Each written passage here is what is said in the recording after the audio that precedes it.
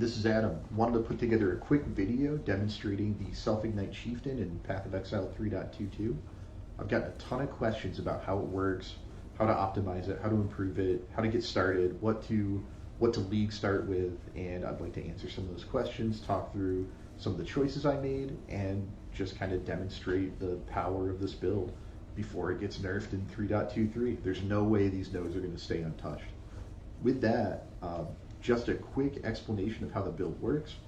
In a nutshell, things that you kill have a chance to explode with this passive on the Chieftain Ascendancy.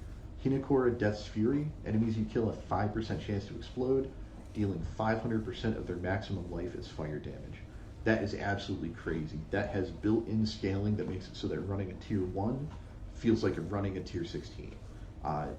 Does not matter how much life the enemy has. Once you kill one of them, the Ignite will reflect and everything will die. Couple that with Tessalio Cleansing Water, which makes you unaffected by Ignite.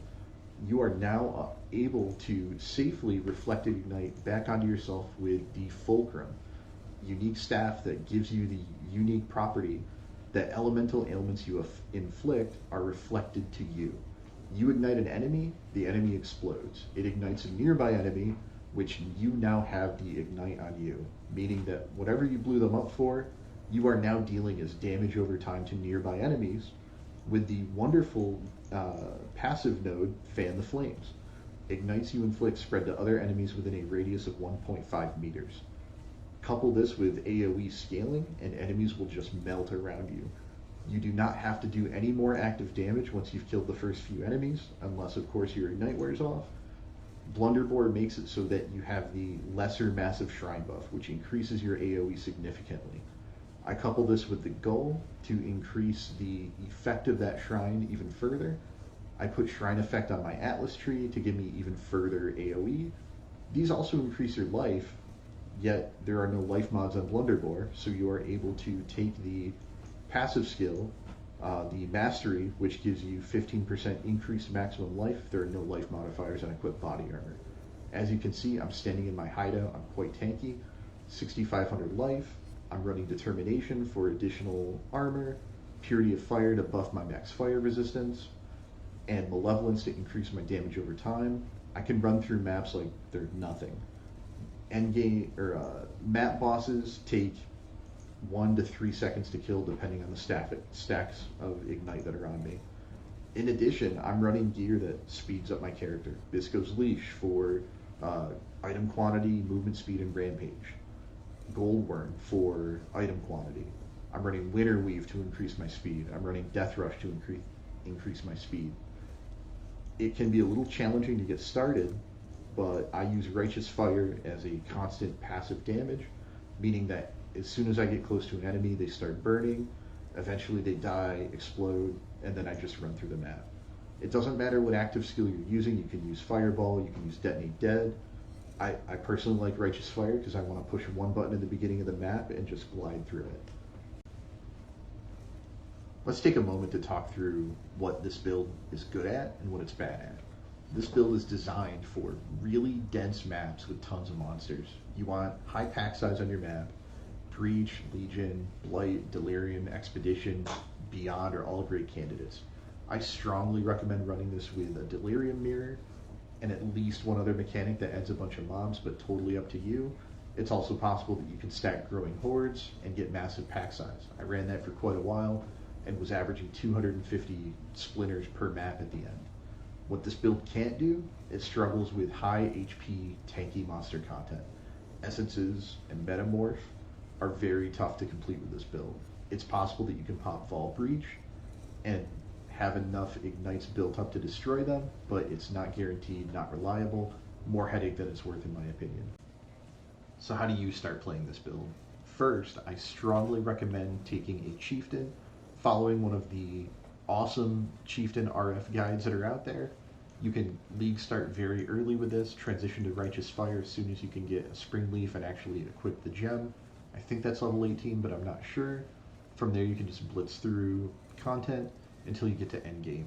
I recommend switching around level 80, where you'll have enough passive points on your tree to sustain whatever method that you want for killing the first enemy, as well as building up enough life to survive in maps.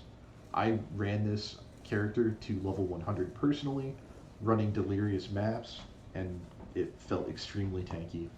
Once I hit level 99, realized that I didn't want to die anymore, I invested in the Progenesis flask, but this wasn't even really needed. I didn't have it equipped for the last run from 80% to 100%.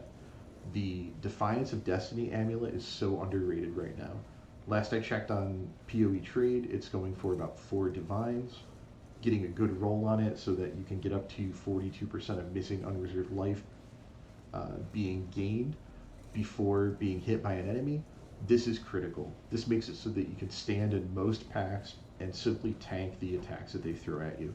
Fantastic for Breach, fantastic for Delirium, where you've got a ton of enemies hitting you a ton of times. This will prevent you from dying in most cases. I threw Progenesis on just for a little extra tank, but absolutely not necessary. I will warn that if this build takes off, the Fulcrum is a very rare item. Right now it's trading for about 100 chaos, but this could spike in price, as could Defiance of Destiny. There are not many of these up on trade, and again, floating around 4 divines right now. If you're interested in playing this build, pick these up early. Once you have the core items needed to pull off the Self-Ignite combo, you need to figure out how you're going to scale AoE on the enemies. I personally chose to use Blunderbore because the massive AoE buff from the Lesser Massive Shrine is huge. It makes clearing super easy. However, it comes with an incredibly high strength requirement. To get around that strength requirement, I got the Elegant Hubris Timeless Jewel with the Commemoration of Caspiro. What this does is it transforms any keystone in the radius into Supreme Ostentation. This makes it so that I ignore attribute requirements, but I also gain no inherent bonuses from attributes, meaning that my strength doesn't add life, which is awesome in a league where we can tattoo our passive tree. So with Supreme Ostentation, you can see that the strength requirements don't matter. I'm successfully using Blunderbore with an 860 strength requirement with only 92 strength. This frees up the ability to tattoo the rest of my passive tree however I want. Super convenient. I take some tattoos for maximum life. I took 7 tattoo of the Nagamahu Warmonger to give me 14% chance to explode, which totally smooths over the clearing. I also buffed up my chaos resistance with some of these. Where are they? They are up here. Buffing my chaos resistance made it so that I was even tankier, helping me finish the grind to 100. A few quick notes on how I'm scaling my movement speed. Bisco's Leash corrupted with the movement speed flask effect is awesome. That corruption is not needed and it's very expensive.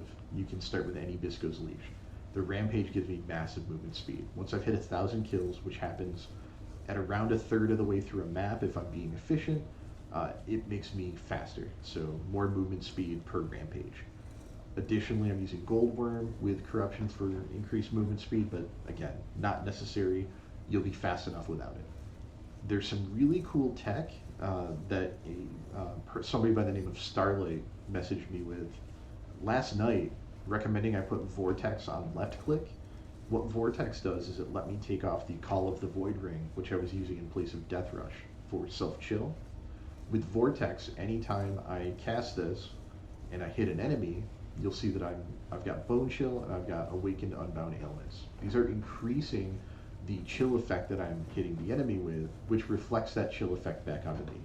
Most of the time I'm sustaining between 25 and 30% self-chill effect, which thanks to Winterweave actually increases my action speed. So multiplying my overall movement speed by between 25 and 30%.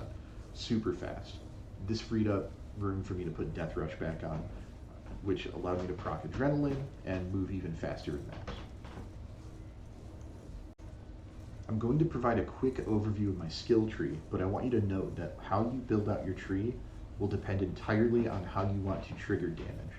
Since I'm using Righteous Fire, I want massive life regeneration to overcome the degen that comes with Righteous Fire. If you're using Righteous Fire, I would strongly recommend this tree.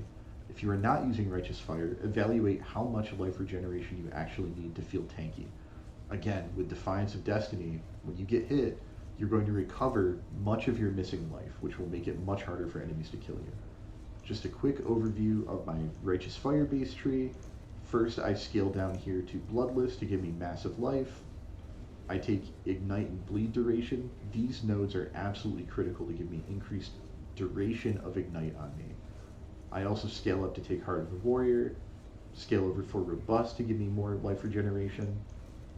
Over here on the left-hand side of the tree, Juggernaut for more armor. Since I am combining this with Determination, this makes me capable of sustaining more physical hits. Over here I have Forbidden Flesh and Forbidden Flame, which give me the Unstoppable notable from the Juggernaut tree, which gives me movement speed and freeze immunity, essentially. I take that in place of the Brine King node, which frees up my Pantheon. I scale over here for more life regeneration and maximum life, as well as the maximum fire resistance. Up here is where I have Supreme Ostentation. I found a jewel using the PoE Timeless Jewel Calculator. If you Google that, you'll find a link to it, which gave me two 10% increased maximum life nodes. Again, massive tankiness. Again, scaling life. Over here, I take this jewel socket, which allows me to socket one of the cluster jewels needed for the increased burning damage. Fan the Flames is where I scale to get my Ignite proliferation. And then Flow of Life gives me increased damage over time, more maximum life, and some regeneration. Again, you'll see the theme. I'm primarily focusing on stacking life. You'll notice very little damage so far. That again, I'm not scaling damage much at all. I also have Inspired Learning socketed here, so you'll see that there's kind of a throwaway set of nodes that I'm taking here. They do give me armor. I don't use power charges or endurance charges, but when I kill a rare monster, I take one of its mods for 20 seconds. This makes me much faster, and I'm all about prioritizing speed. I'm taking Sovereignty for increased aura effect. I path up here for Holy Fire, which does give me some fire resistance and fire dot multi. Over here I take Explosive Impact for area of effect. Again, scale area of effect as much as you can until you're very comfortable with it on the tree. I take these nodes for that. I come down here and even take Amplify and one of the area of effect nodes to give me increased area of effect. I scale over here for more damage over time multiplier, and up through Breath of Flames to get more fire dot and fire damage. This is very comfortable. I'd also like to point out that I have a Watcher's Eye that's dual Malevolence. This is very expensive. It's also not needed. The damage is fine without a jewel like this. The biggest thing on here really is the 10% of fire damage from hits taken as fire damage, which makes me a bit tankier. That's really all you need. I would recommend getting that. In addition, you'll see again, I have tattooed this notable over here, this dexterity notable. I will gain Onslaught for 4 seconds on hit, meaning that I almost always have Onslaught, further increasing my movement speed. Again, this tree is for the Righteous Fire variant. If you're using any other skill, I would strongly recommend looking at other skill trees that are out there for folks using Fireball, using Arcanist Brand, using Detonate Dead. Take the core fire damage over time and area of effect notables, and then tailor the tree to what you need from there. Before I close out, I want to take a moment to thank Titanium170, a user on Reddit who came up with the first potential interaction between the Explode and Self-Ignite, and also want to take a moment to thank Crouching Tuna, who had the first viable build with Self-Ignite that was widespread.